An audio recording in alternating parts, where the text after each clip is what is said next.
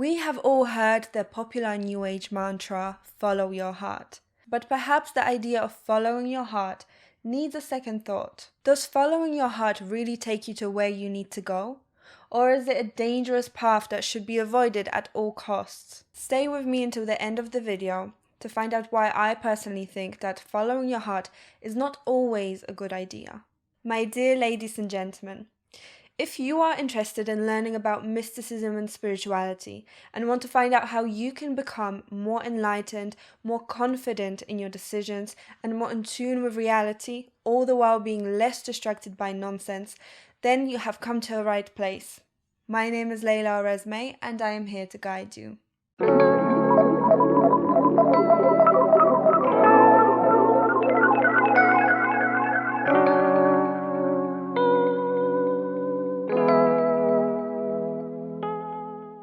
Numerologically speaking, as we have moved on for the years 1000s, we left the very masculine, independent, fiery energy of number 1 and entered a very watery, feminine and emotional energy of the number 2 as we moved into the years 2000s. We can see all around us the very emotional undertone of almost all of the problems that we face in today's age. Rationality has been replaced with feelings, and although can be good in some ways, it is also rather dangerous, as the deep oceans of the water element are a perfect place for breeding darkness and illusions. Just think how differently you can see the world if you look at it through a glass filled with water.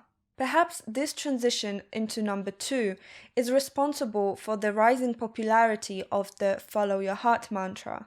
The heart itself represents feelings, and thus it is part of the body-mind feelings machine. By now you should already know that the body-mind feelings is not the same as the soul. If you do not, then don't worry. You can have a look at my previous videos where I explain the concepts such as the body-mind feelings and the soul. Feelings are a result of the hormonal changes in the body, which are governed by countless of variables, from the food we eat to the thoughts we think, as well as all the other external stimuli from our environment. Our feelings play an important role in our life.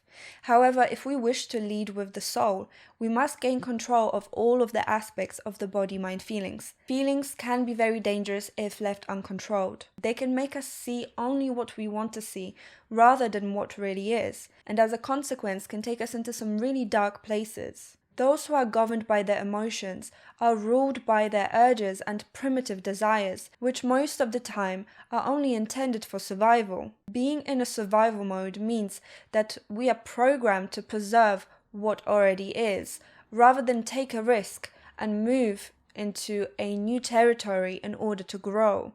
You can think of this in terms of money. Money which is left in the bank will lose its value over time. However, money which is invested can bring some very good profits. However, it does require some risk. The soul wants to evolve and grow and bring those dividends. However, the body-mind feelings is scared of taking the risk. It is scared of taking the risk because it fears death. And that fear of death is actually understandable because unlike the soul, the body-mind feelings is mortal. Because our emotions are part of the body-mind feelings, they too want to keep us preserved and make us stay the same. For this reason, the follow your heart or go with the flow mantras can be very dangerous. It is only dead fish that go with the flow. Healthy fish like salmon swim upstream, and this is what we want to be. Let me explain. Sometimes when the soul says go, the body-mind feeling says wait. And sometimes when the soul goes wait, the body-mind feeling says go. Following our heart or feelings often means do what feels good. But when we only do what feels good, we stay in the comfort zone and never give the soul a chance to learn the lessons that it wishes to learn. Moreover, our feelings can color our world so vividly that it may seem like reality. And of course, if we want to be successful in our lives, we cannot live in a delusion.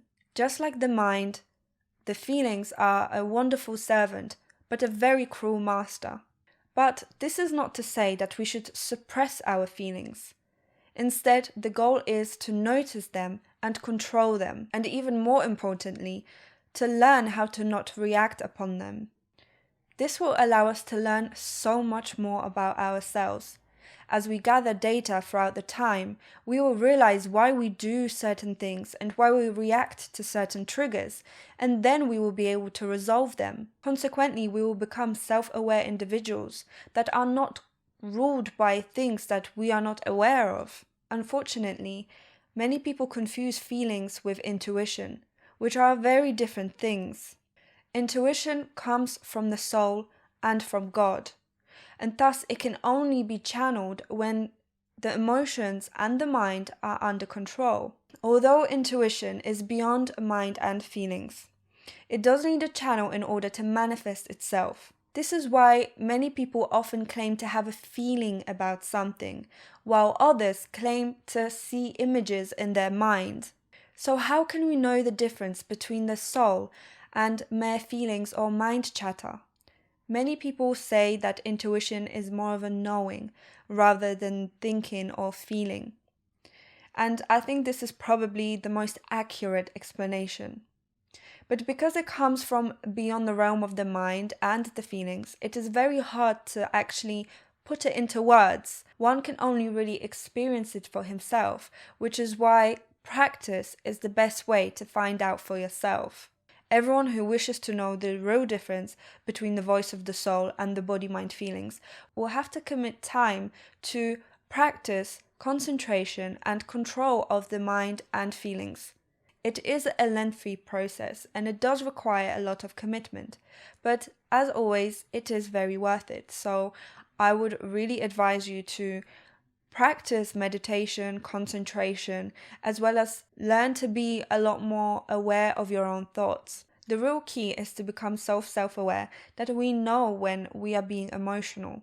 Things like change in how we feel within our body, such as our heart rate or tension in our muscles, are good clues that tell us when we are reacting. When we are relaxed and feel at ease, it is much easier to channel any intuition. More often than not, the soul will tell us to do something that is uncomfortable because it always challenges the body-mind feelings. It wants to go beyond the comfort zone. The soul will also expect a degree of sacrifice from us, as we often have to sacrifice the momentarily pleasure for long-term fulfillment. And this is the key, because not everyone is willing to do that. And when they are not willing to do so, they are controlled by the body-mind feelings. If you are like me, you might find it hard to believe that following your heart and your feelings is not such a good idea. Personally, I am someone who feels extremely deeply and I am very emotional. But I have seen countless of times in my life how these emotions have led me into places that are rather undesirable. And I do not wish the same for you. I want you to gain control of your emotions before it is too late and realize when you are potentially deluding yourself about something that perhaps many others see to be true. Unfortunately, our heart can lie, and it does it quite often. I want you to take control of yourself and your emotions and lead with your soul. Some time ago, when I was going through a heartbreak, my teacher came to me with the advice: do not be a girl who follows your heart. Be a woman who follows your soul. Of course, this can apply to men as well. Do not be a boy who follows your heart. Be a man who follows your soul. My dear ladies and gentlemen, thank you for watching this video. And if you liked it, please comment, like, share and subscribe. And please comment with any questions that you would like to have answered in my upcoming videos. Thanks again, and I will see you in the next video.